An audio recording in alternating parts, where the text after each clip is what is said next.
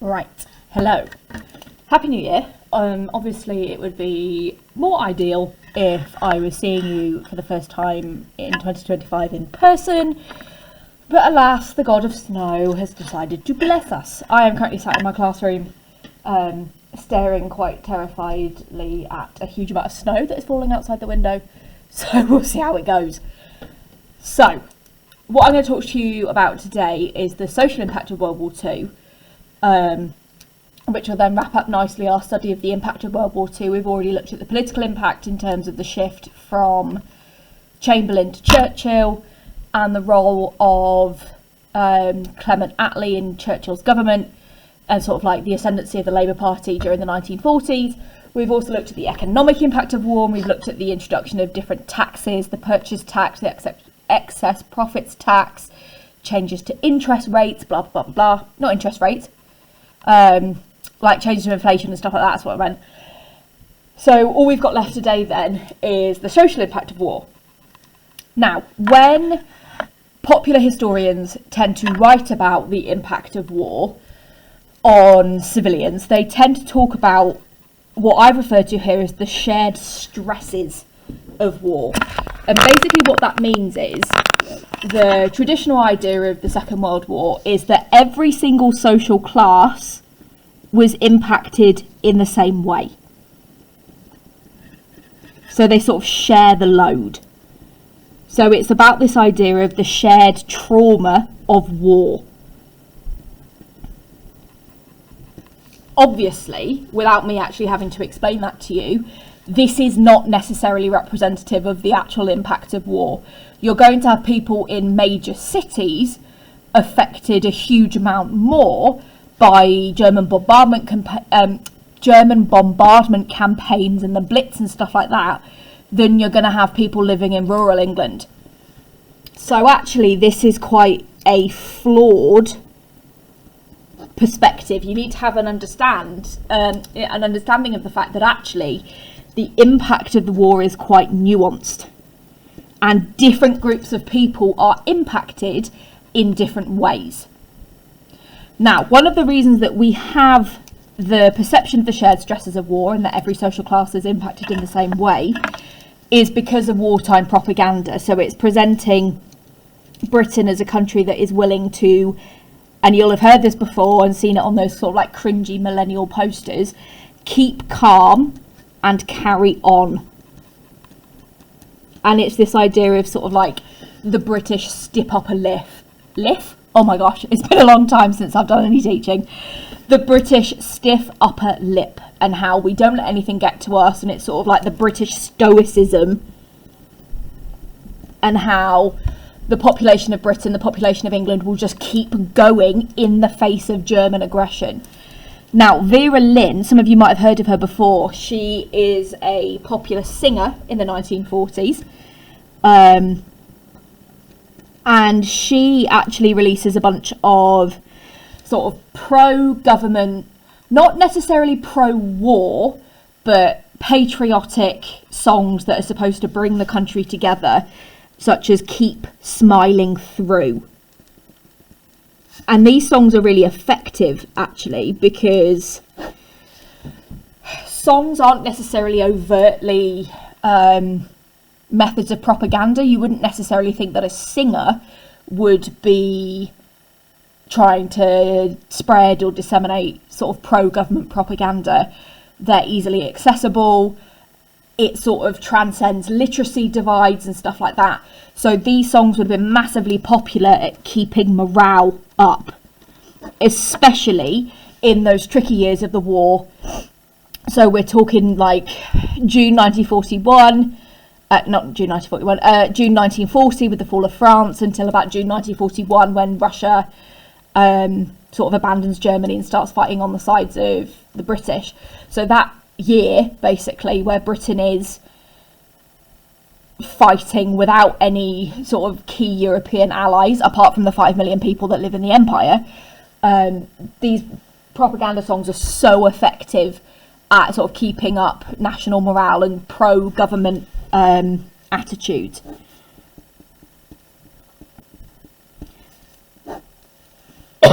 The other thing that is so pervasive in terms of the mythology of the Second World War is this idea that it's the people's war. So the idea that it's not the government, it's not sort of ordinary men sacrificing themselves in the name of sort of government aggression. It's everybody has their part to play.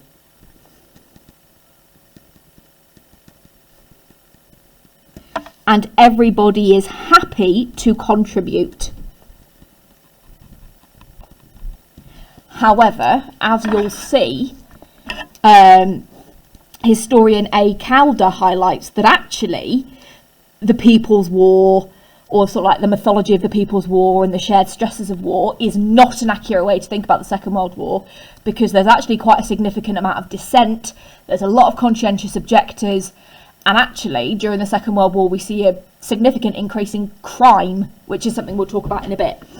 So A. Calder makes the point that panic and defeatism after big air raids, looting of bombed premises, crime and black marketeering.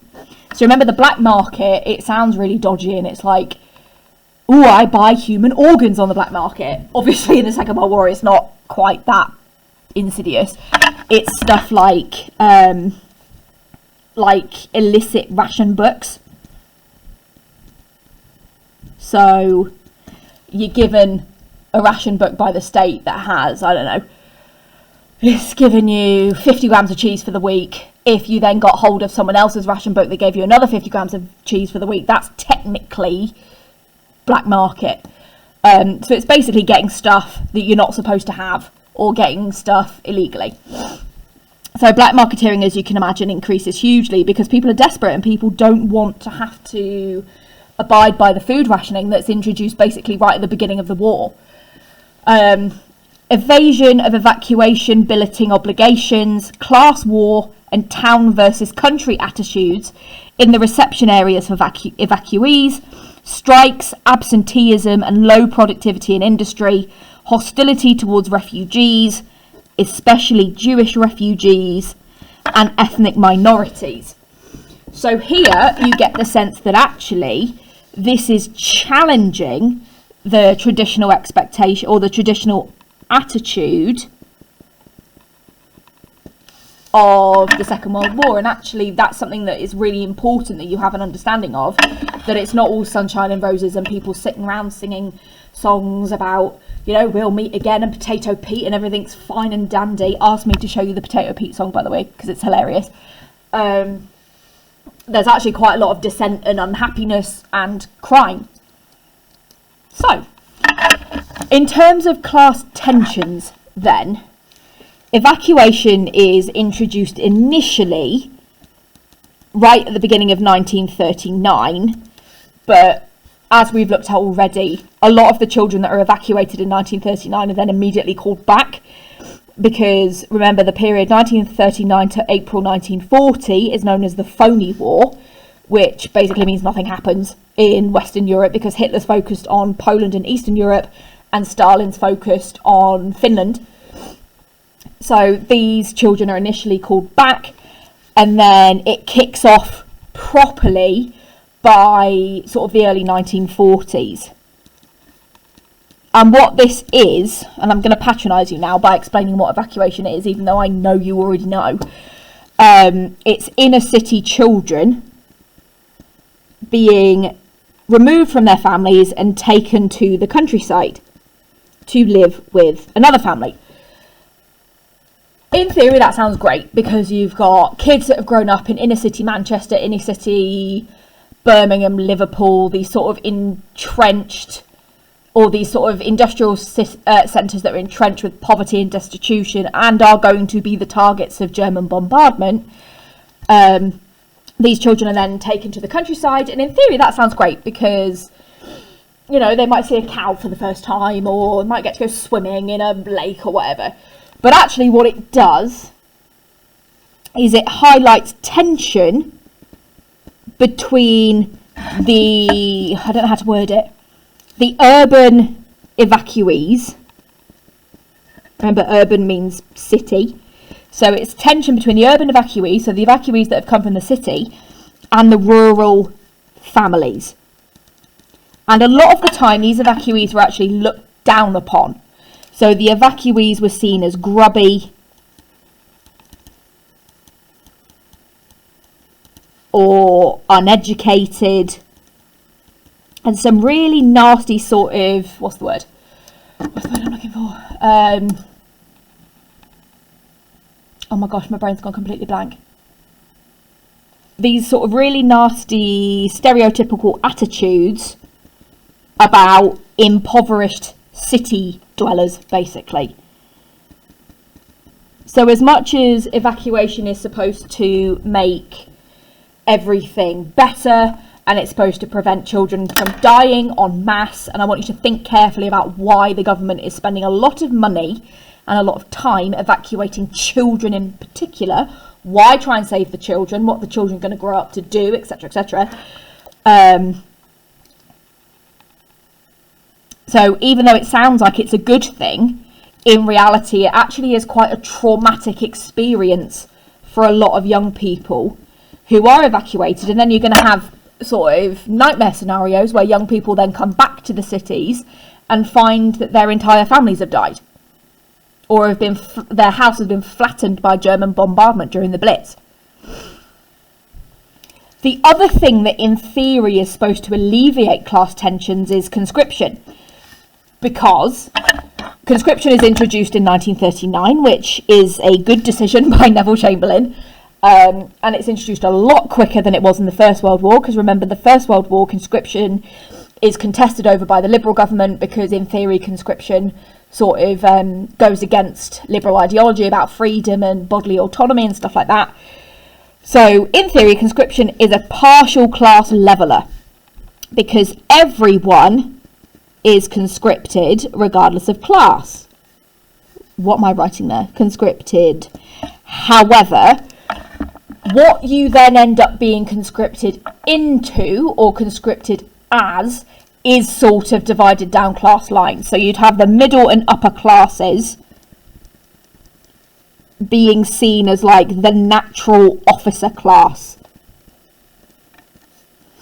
And the reason they're seen as the natural officer class is because there's that association with the middle and upper class lives being more, not valuable, that's a bit loaded of me to say, but there's that attitude that middle and upper class people are more educated, they're more intelligent, and they're just naturally more suited to being an officer instead of being a private. So the working classes would have been treated differently in the army compared to the middle and upper classes. So even though conscription in theory is applied equally across the socioeconomic sphere of Britain, where those people then end up in the army is sort of divided down class lines. And another way we can challenge the idea that actually World War II was a class leveller and everything was great and people's war and everyone was keeping calm and carrying on together is a very specific example about some walls. So Cuttle's-Low walls in Oxford basically separated an upper class area from a working class area. So it's sort of like an upper class gated community. The walls are pulled down during the war and then rebuilt.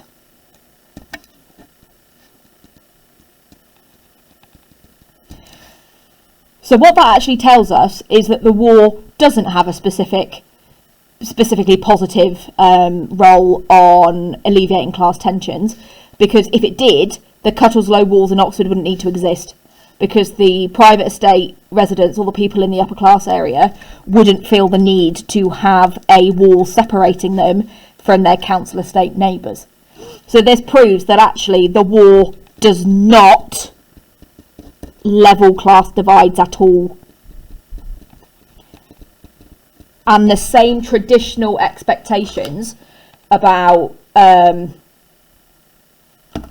class and class tensions and upper class people wanting to keep themselves separate from sort of working class or lower class, I guess if you like, people very, very much still exist. So it is not true to say that the war resulted in complete class levelling at all. So, this is a great example that I found of, he's actually a sociologist, and those of you that do sociology obviously know that sociology is sort of the study of society and how different groups in society interact with each other. He worked in an aircraft factory in 1941, so he's not on the front lines fighting as a soldier.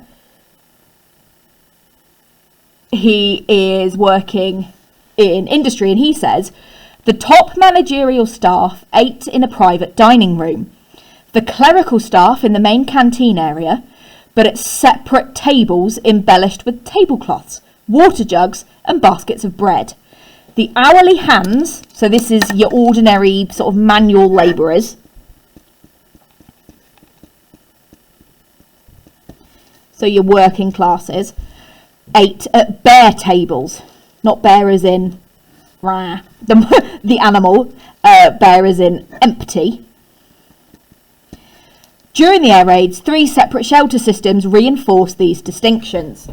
So even when people are seeking shelter from German bombardments, they're having to go to different shelters depending on what socioeconomic class they come from. So there is not an equality of experience.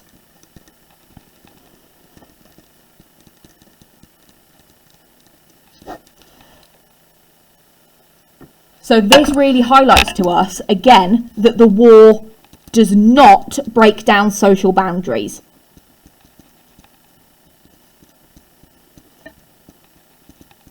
And actually, this example is great because it shows us that they are maintained. So traditional expectations about class are maintained. Because if they weren't, you'd have the managerial staff and the manual labourers eating at the same tables, intermingling, talking to each other, but obviously they're not. So, moving on in terms of economic problems that are impacting ordinary people then. Unemployment falls massively. So, we've already talked about this, so I'm not going to dwell on this too much.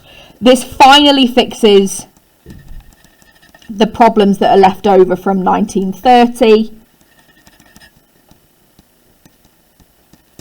And full employment here doesn't necessarily mean that every single person has a job, but it basically means that you're either fighting in the army, you're working in industry, or one of the other sort of, I don't know how to word it, war supporting jobs, I guess, you know what I mean.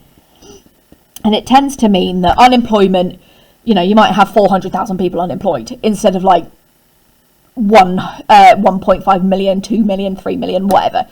So the reason that this happens is because of the need for I don't know how to word it, war materials, and the fact that the Second World War, very much like the First World War, is a total war. And remember, a total war is when the entire country is geared up to support the war effort. So this means that there is a contraction in the economy in terms of civilian goods because they are just not needed anymore. You know, I don't know, can't think of an example. Hoovers aren't as necessary during the war as anti-aircraft machine guns or anti-tank missiles or something like that. Now, in order to persuade people to join the army, in order to support the soldiers of families that are in the army and, you know, to stop the wives and children of soldiers from starving to death, allowances for the service families goes up. And it goes up quite significantly, actually, by about 10 shillings in 3 years. So we go up from 32 shillings in 1939 when the war first breaks out to 43 shillings in 1941. This allows for the maintenance, can't spell that, of people's standards of living. This means that people's sort of like the working class and the middle class access to food and necessary goods is maintained. Because it's actually quite similar to that says gods, oh my gosh, access necessary goods. What you'll see happens, and it's very much like the First World War, people's standards of living and people's access to things like food actually gets better during wartime than it was pre-war or even necessarily post-war. And we've also got the increase of male weekly earnings. So this is your average manual labourer, right? This isn't your middle class banker or your middle class doctor. This is your manual labourer.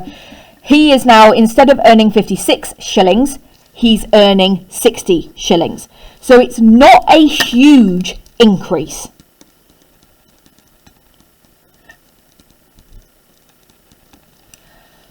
One of the reasons for that is that the government is still trying to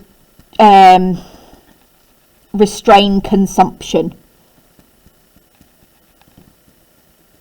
So the government doesn't want you to go out buying luxury goods, because a lot of those goods are imported from places like America, and we want to stop having to import everything, because my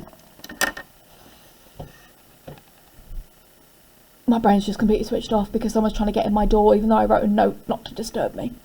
Anyway, we want to stop importing stuff because it's too tricky to do during war, and it's damaging our economy because the value of the pound is fluctuating.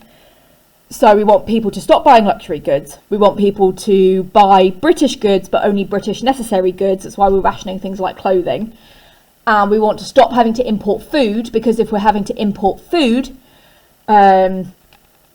there's going to be food crises, because obviously a massive world war is going to disrupt trade routes. And one of the major problems is, like 90% of the world's wheat comes from Ukraine, which at this point is heavily under USSR control. So that's going to massively impact like basic necessary goods like bread. So we don't want people earning too much, because we don't want them to buy stuff. So in theory, this is supposed to rein in inflation. Now, in terms of food, things like butter, meat, sugar would be heavily rationed. And by that I mean you don't get much of it. So it's your sort of, I don't know how to word it, like your luxury foods. So meat, sugar, butter, coffee. And you'd have a lot more access to things that can be grown at home. So like potatoes. So the potato pea song, for example, goes right at the end, remember, spuds don't come in ships, which is basically saying, please eat a lot of potatoes, because we can grow potatoes in Britain, which means that we're not having to import them. So stop eating, I can't actually think of anything that we import off the top of my head. I don't know, stop drinking coffee, because we're having to import that from South America or Africa, and that's too expensive, and start eating more potatoes. I know you can't really make coffee out of potatoes, but you know what I mean. So it's basically the homegrown foods are not rationed as much because they're easily accessible. We also have the establishment of something called the British restaurants, and what that means is they're sort of like canteens in a way that serve very cheap off-ration meals. And what that means is the amount of food that you get in these British restaurants isn't rationed. So you're not going to go in there and get a piddly little portion of, I don't know, beef, because you're not going to go into a British restaurant and be able to get beef. You're going to get cheap, nutritious, healthy meals that are going to fill you up, that are made up of majority sort of staple foods that you can get hold of in Britain. And what this does is stops people from starving. So if you are struggling to provide food for your family, or you're struggling to get hold of fresh produce for whatever reason, you can go to these British restaurants and access nice, healthy, quick meals that are going to fill up your family, fill up your kids, fill up your partner, whatever, and you're not going to have a piddly little rationed portion. These are quite successful. So by 1943, we have 2,160 of them. And the name is actually developed by Churchill. Churchill wants these sort of canteens, I guess, to be called British restaurants because he wants to highlight the patriotism behind them. He wants to highlight how the government is supporting its people. He wants to highlight how people are coming together to support each other. And again, it plays into that myth of the People's War.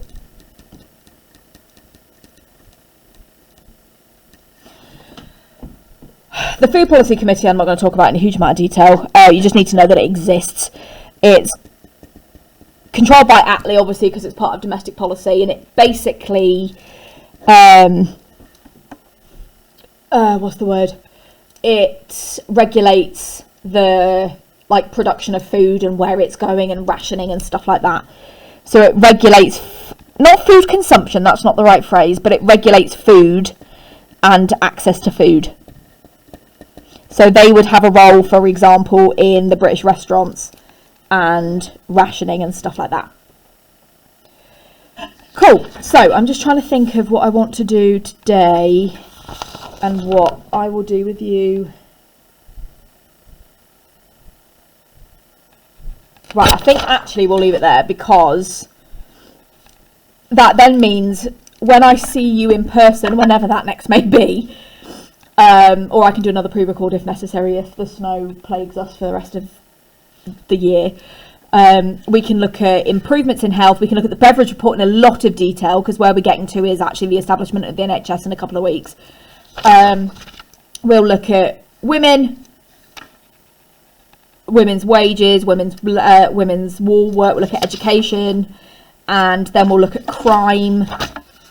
Yeah, so we'll do that in person, because I appreciate this pre-record is going to end up like an hour long, which will be hideous. So let me know how you get on. If you need any support, please let me know. Please email me. I hope you have had at least a bit of fun in the snow, and I will see you when I next see you.